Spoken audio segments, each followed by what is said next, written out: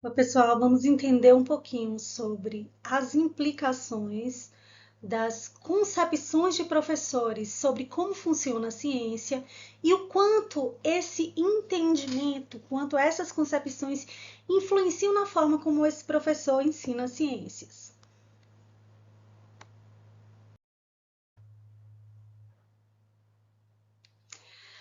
Alguns estudos mostram que as concepções de natureza da ciência de um professor, ou seja, a forma como ele pensa que funciona a ciência, indica a forma como ele ensina a ciência, influenciam no seu modelo didático. Isso porque esses estudos mostram que a filosofia das ciências tem uma relação direta com a didática das ciências.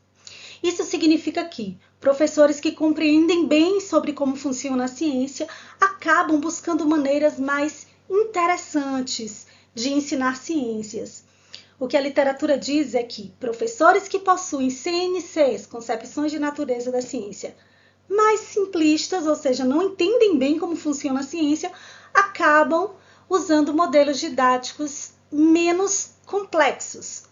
E os professores que têm visões mais complexas, têm um melhor entendimento sobre como funciona a ciência, acabam desenvolvendo modelos didáticos, ou seja, ensinando ciências de uma forma mais complexa.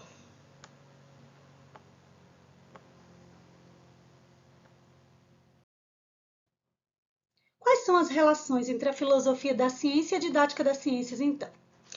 Bom, primeiro a gente vai entender três posições filosóficas básicas e a partir do entendimento dessas três posições filosóficas, a gente vai conseguir localizar a nossa posição filosófica. Primeiro, a gente tem os empiristas. Quem são os empiristas, né? São aqueles que acreditam que o conhecimento verdadeiro, ele está presente na natureza, ele está disposto na natureza e cabe ao cientista buscar esse conhecimento. E como é que esse cientista vai buscar? Utilizando o método científico. Dentro dessa posição filosófica, então, o conhecimento científico já está pronto. Cabe ao cientista apenas coletar, fazer a coleta de dados.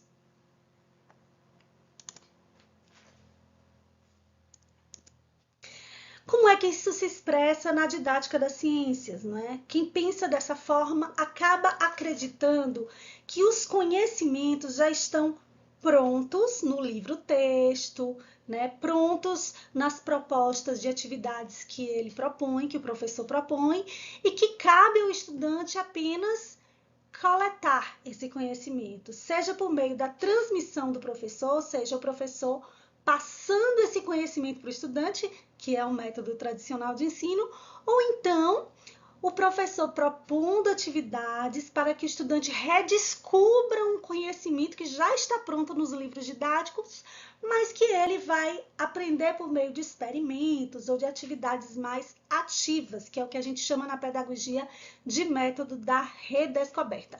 No Brasil, a gente localiza a influência do método da redescoberta com os escolanovistas, os pioneiros da escola nova, principalmente a partir da década de 20 e de 30 aqui no Brasil, quando eles propunham que os estudantes deveriam aprender através do método científico na sala de aula. Um outro grupo, né, de pessoas acredita no racionalismo, são os racionalistas. Eles defendem que o uso da razão leva à aquisição do conhecimento científico, que esse conhecimento é claro e acessível à mente humana por meio da contemplação e do raciocínio cuidadoso. Ou seja, para os racionalistas, o conhecimento é adquirido através do pensamento, da razão.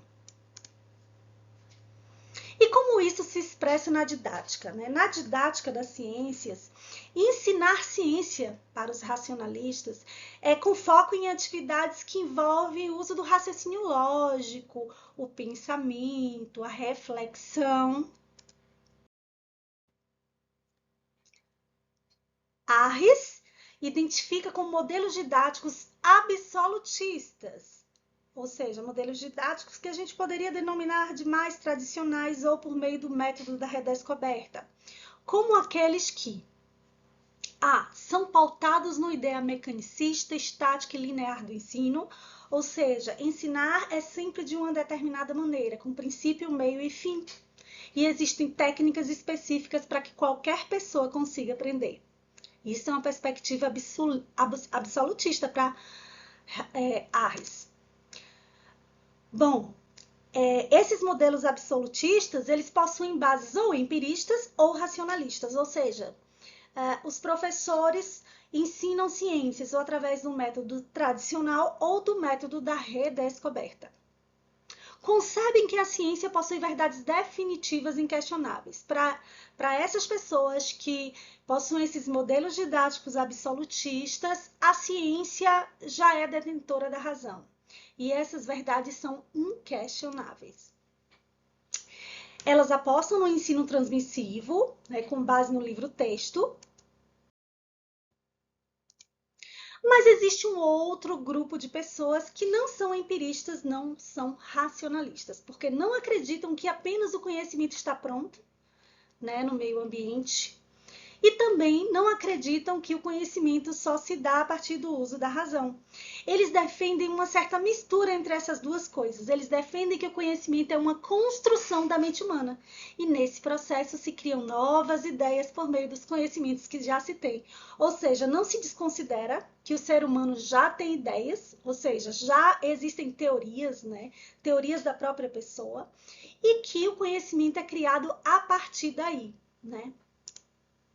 Bom, como os construtivistas, professores construtivistas expressam seu pensamento através do ensino de ciências? Ensinar ciências a partir de estratégias de ensino que auxiliem o estudante no processo de ensino e aprendizagem no qual é protagonista, ou seja, há uma participação ativa do estudante no processo. Para Melado e Carracedo, a teoria construtivista de aprendizagem considera que o estudante constrói de forma ativa seu próprio conhecimento num contexto social em que ele se desenvolve e partindo de seu conhecimento anterior, ou seja, de suas ideias prévias. As teorias elaboradas pelos estudantes, a partir do que eles já sabem, também têm para eles utilidade e correspondem com suas experiências intuitivas que eles vão desenvolvendo ao longo da sua vida. Bom, vamos conhecer algumas abordagens de ensino, né, e modelos didáticos no ensino de ciências. Os modelos didáticos de ensino e aprendizagem desenvolvidos por cada professor manifestam as concepções, né, as opções e as compreensões que eles têm sobre como o conhecimento ele é produzido, né? Se ele é transmitido, se ele é redescoberto, se ele é construído. Esses modelos se relacionam aos modos de ensinar e aprender de cada professor, que abrangem vários elementos. Então, uma abordagem de ensino abrange que tipo de conteúdo esse professor acredita que é importante ensinar?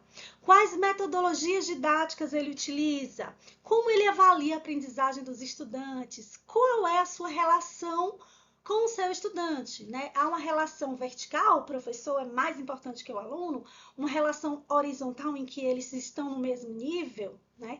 Qual é o papel do professor? É transmitir? É mediar? Qual é o papel dos alunos? É simplesmente receber o conhecimento transmitido ou desenvolver atividades, participar de atividades para construir o seu próprio conhecimento?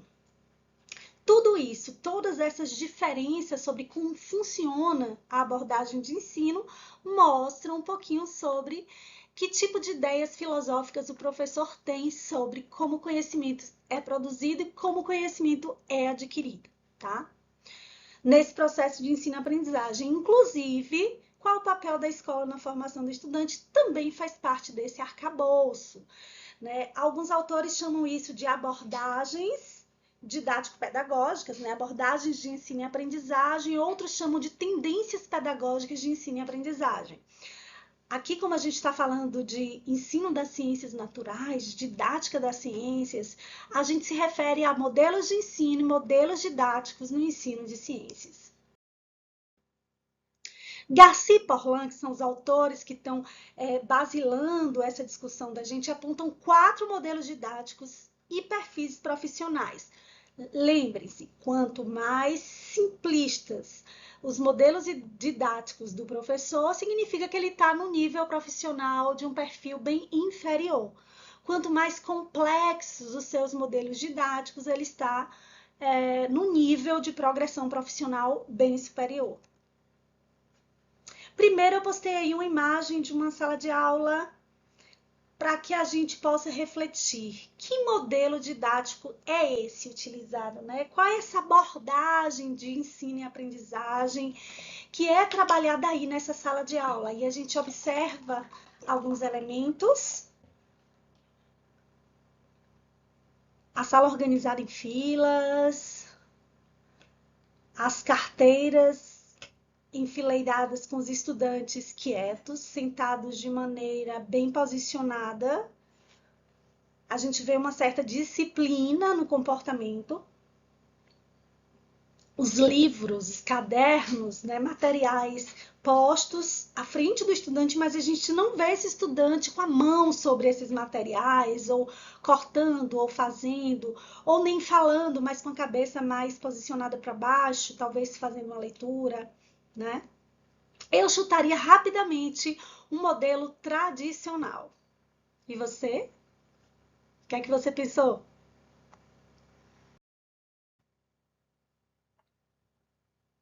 Mas o que é esse modelo didático tradicional, né? É um modelo mais simplista na forma de ensinar, né? Dentro das abordagens e dos modelos didático-pedagógicos. O modelo didático tradicional se baseia na ideia de transmissão do conhecimento, né? Os professores tradicionais, eles baseiam o ato de ensinar em reproduzir conhecimentos que já estão prontos no livro didático, né?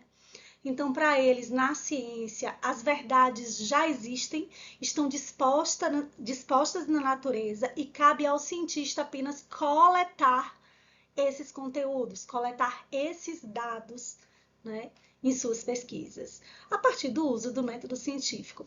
Na sala de aula, esse professor acredita que o conhecimento ele está pronto nos livros didáticos, no currículo, e ele simplesmente é o detentor desses conhecimentos. O estudante não tem, né? Esses conhecimentos não são considerados conhecimentos prévios. Os estudantes são tábulas rasas, né? Dispostos apenas para receber esses conhecimentos do professor, que os transmite de modo mecânico. Então, é um ensino muito pautado na reprodução, muito pautado na memorização.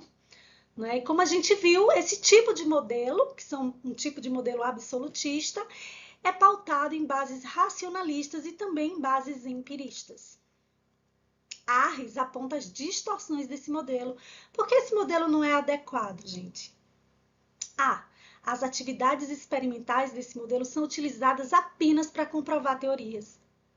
E aí, você como professor de ciência, se está fazendo isso, você sempre está ministrando um conteúdo teórico e depois fazendo um experimento para comprovar o que você falou, pois isso é pautado no modelo didático tradicional. Então, vamos repensar isso aí.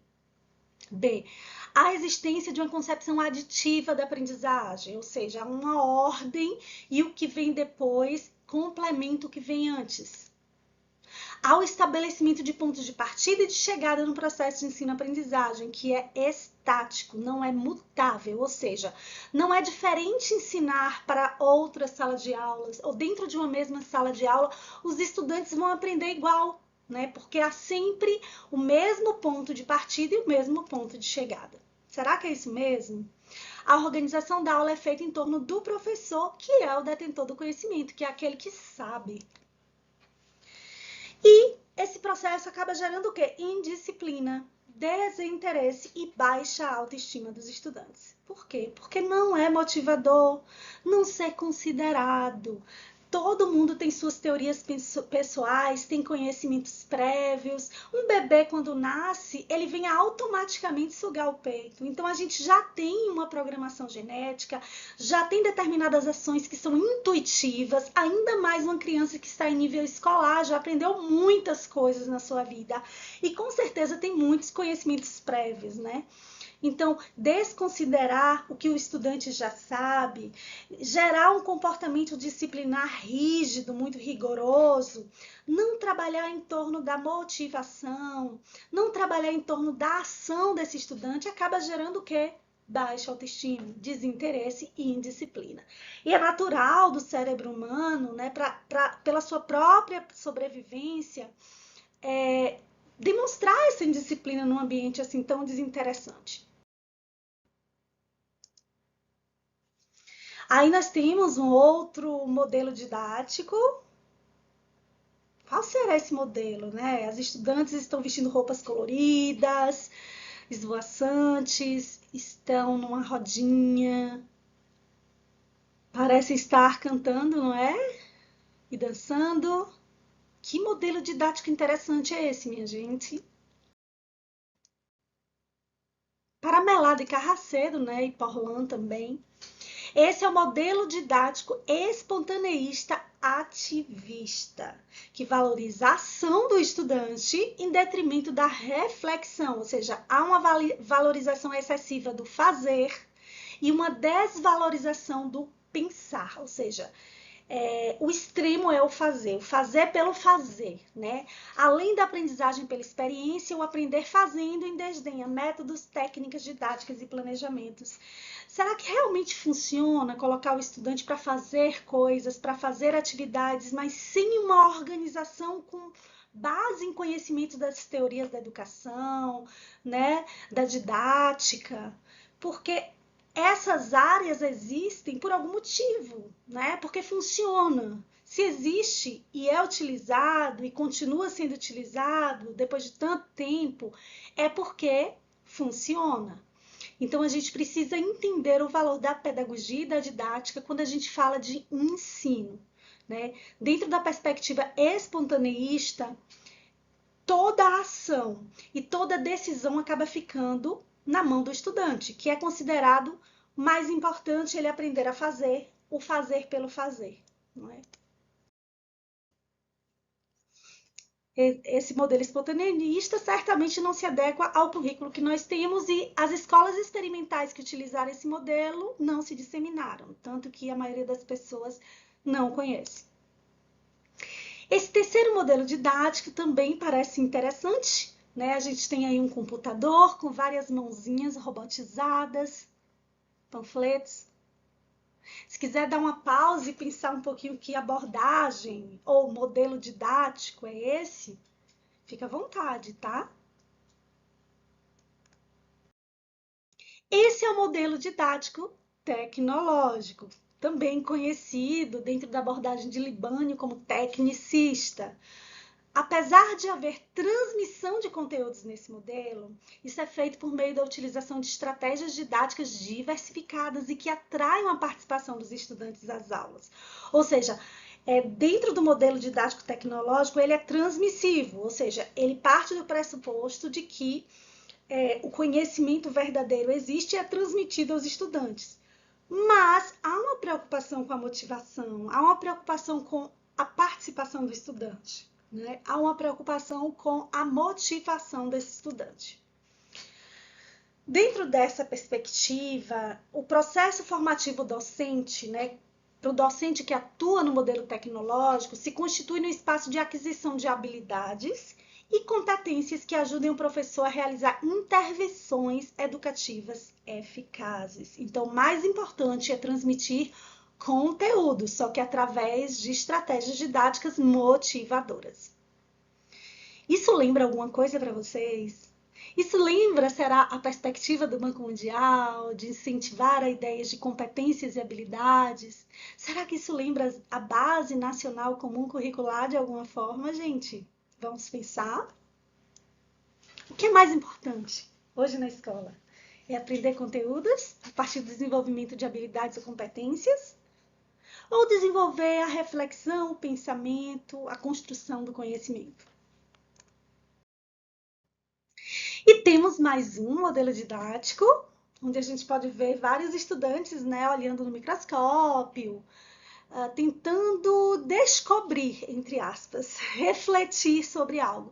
Porque a ideia de descobrir, né, é pressuposto de que já existe o conhecimento pronto, que o estudante não constrói, o que não vai ser a proposta desse modelo.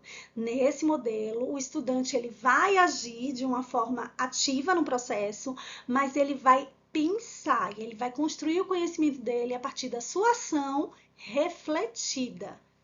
E o professor ele vai auxiliar nesse processo, né, por meio de um ensino investigativo e a proposição de atividades investigativas. Esse é o modelo didático investigativo, que concebe o ensino de modo complexo e sistêmico por meio de uma perspectiva de ensino construtivista, que considera os conhecimentos dos estudantes, mas que também reconhece outros saberes. Ou seja, o modelo didático investigativo, ele não desconsidera a importância de outros tipos de conhecimento, porque não existe só o conhecimento científico, que é o conhecimento de referência para o conhecimento escolar, né, que compõe o currículo das escolas.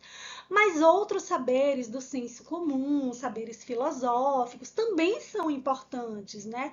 Saberes das comunidades tradicionais, porque fazem parte da vida do estudante, né? Então, trabalhar com toda essa gama de saberes para que o estudante possa aprender os conhecimentos escolares, mas a partir do que ele conhece, a partir do que o motiva, a partir do que o indaga e o que o faz construir o seu conhecimento.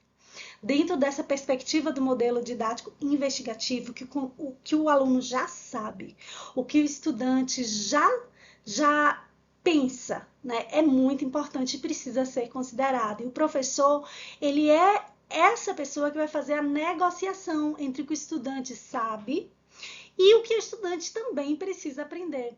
Não que o que o estudante vá aprender, ou seja, o conhecimento escolar, ele vá substituir o conhecimento do senso comum que o estudante já tem. Não é isso. Mas o estudante vai agregar ao seu arcabouço de conhecimentos, ao seu perfil de conceitos, né, ao seu universo de entendimentos e de conhecimentos, o conhecimento com base científica, né? E cabe ao professor mostrar por que o conhecimento científico ele é tão considerado, né? O que está por detrás desse conhecimento científico e como ele pode nos ajudar a ter uma vida melhor, né? Como ele pode nos ajudar no nosso dia a dia, a compreender os fenômenos que nos cercam, a entender melhor o mundo, sem desconsiderar os conhecimentos que os estudantes já sabem e os conhecimentos que cercam a vida desse estudante. Quais são características, né, desse modelo didático investigativo?